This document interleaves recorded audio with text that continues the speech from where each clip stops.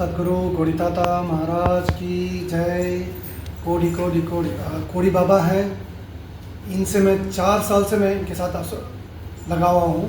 ये इनकी जो तपोभूमि है वो धनुषकोडी में है। तो इनका जो महत्व है वो मैं बताने वाला हूँ आपको कि किस तरह से है मैं इनके साथ एसोसिएट हूँ।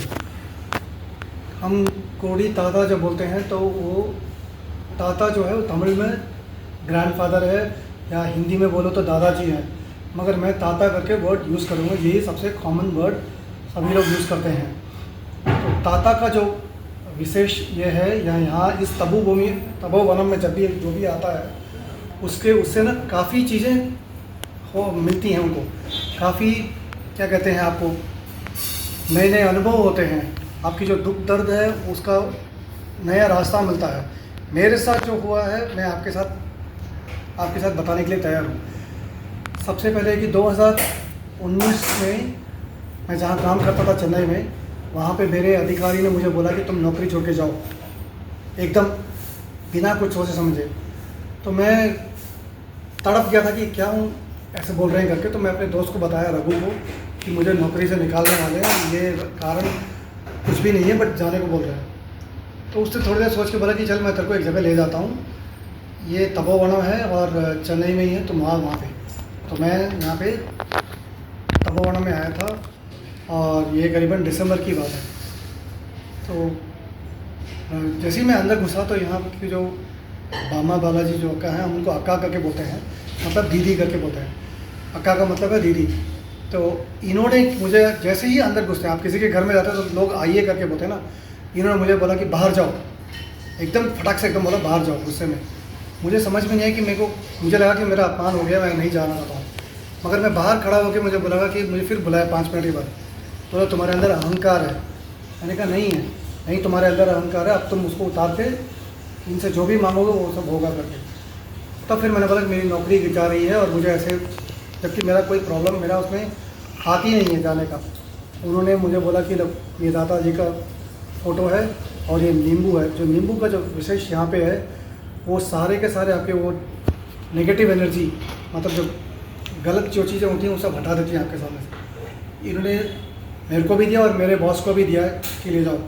अगले दिन 31 दिसंबर था, मैंने जाके मेरे बॉस को दे दिया था, क्योंकि उस दिन मेरा आखिरी दिन था नौकरी छोड़ने का। मेरे बॉस ने मेरी बात जब सुनी और जहाँ पे वो प्रॉब्लम था उस आदमी को बुलाया कि इसके वजह से ये हुआ है करके। तो हमारे जो कार्यकर्ता लोग हैं जो ऑफिस में, उनको बोला कि इसको अंदर रखो और इसको बाहर भेज दो। तो उस तरह से मेरी नौकरी बच गई और मुझे ताता पे विश्वास और बढ़ गया एकदम।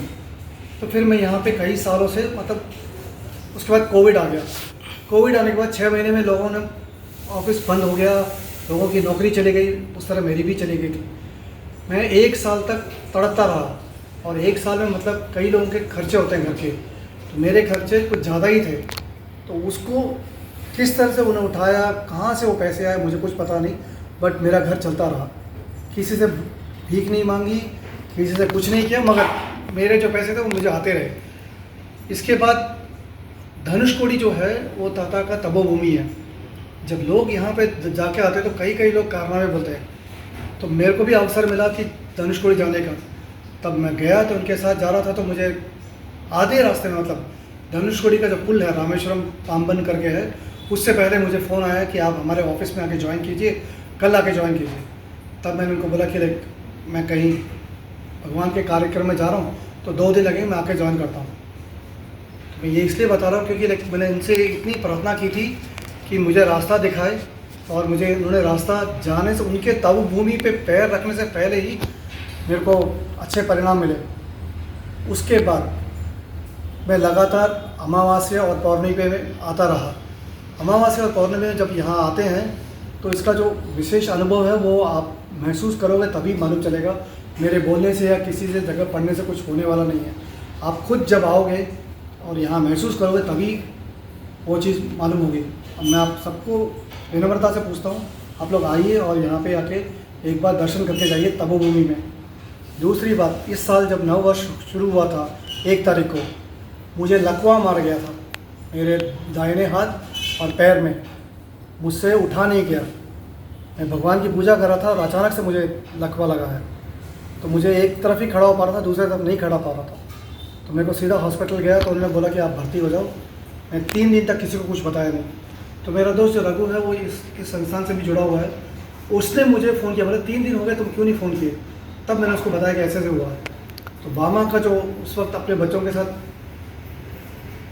उन्होंने दक्षिण अमेरिका में थी, तब वहाँ पे उनको फ़ोन करके बताया कि कैसे हुआ। तो बोला कि नींबू लेके जाओ, 7 नींबू लेके जाना। मैं 1 तारीख को हॉस्पिटल में था, 7 तारीख को वापस आ गया मैं।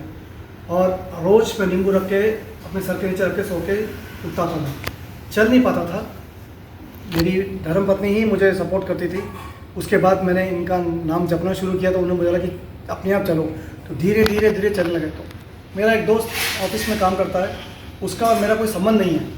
वो अचानक आके मुझे बोलता है कि आप इस एक जगह जाओ और यहाँ पे आके आप मिलो और ये आपको दवाई देंगे, आप ठीक हो गए। ताता ने उसको मेरे ऑफिस में उस बंदे को भेजा, जिसका मेरा कोई लेना देना नहीं था, कुछ भी नहीं था। रोज़ देख ना बातें करते, कुछ भी नहीं करते थे। वो अचानक से हॉस्पिटल में आके मुझे बोलता है कि तुम ये जाके इस जगह जाके दवाई लो और ठीक हो जाओगे। आधे घंटे में, दवाई लेने के आधे घंटे में मेरी उंगलियां हिलने लगी। तो मैंने रघु को बोला कि मेरी उंगलियां हिल रही है, पैर हिल रहा है। बोलता हिलाते रहो। बट मैं फिर यहाँ पे हर रोज़ क्या होता है, हर शनिवार को ताता का अभिषेक होता है। मैं नहीं आ सकता क्योंकि मैं गाड़ी नहीं चला सकता, मैं नीचे उतर के नहीं आ सकता, किसी का सहारा चाहिए। और मेरी बीवी काम करती है तो वो दफ्तर चली जाती है। मैं रोज़ प्रार्थना करके बोला कि मेरे को ताता आप किसी दिन भी बुला लो यहाँ पे। तो मैं एक दिन यहाँ पे आया, ताता का जो शरारी है उसको ऐसे पंख मारने की तरह मैंने पूरा दोनों हाथ हिलाया। तो मेरा हाथ अपने आप हिलने लगा। मुझे कुछ समझ में नहीं आया, तो मैं हिलाते रहा, तो बहुत देर तक हिलाते रहा। मैं थोड़ा ठीक सा लग रहा था। उसके बाद एक 15 दिन था जो मैं नॉर्मली अपने घर में अपना पूजा करके बैठा रहता, किसी के सहारे के लिए देखता था। तो मैं मन ही मन ताता को प्रार्थना किया कि मुझे मेरी गाड़ी चलानी है, मुझे किसी का सहारा नहीं बनना है, मुझे मतलब अपने आप चल के आपके पास रहना है करके। फरवरी में दूसरे हफ्ते में मुझे उन्होंने खुद, या तो उन्होंने गाड़ी चलाई या मैंने गाड़ी चलाई, पता नहीं, मगर मैं यहाँ पे गाड़ी चला के आया और बामा बालाजी जो काका यहाँ पे जो है उनको बताया कि मैं खुद अपने आप आया। तो बोला तुम अपने आप ही जाओ, किसी का सहारा मत ढूंढो, ताता तुम्हारे साथ जब है वो ज़रूर तुम्हारी रक्षा करेंगे, जाओ कर। और मैं लगातार, मेरा जो ऑफिस है वो करीबन 30 किलोमीटर है, आना जाना 60 किलोमीटर। मैं उसको अपने ऑफिस को, मैं दफ्तर को लेकर जाता था गाड़ी और आता था। तो वैसे धीरे धीरे धीरे मेरा वाहन चलाना शुरू हो गया, मेरा हाथ अच्छी तरह से हिलने लग गया। मैं आज इस परिस्थिति में हूँ कि मैं करीबन 5, 10, 20 किलो भी उठा सकता हूँ।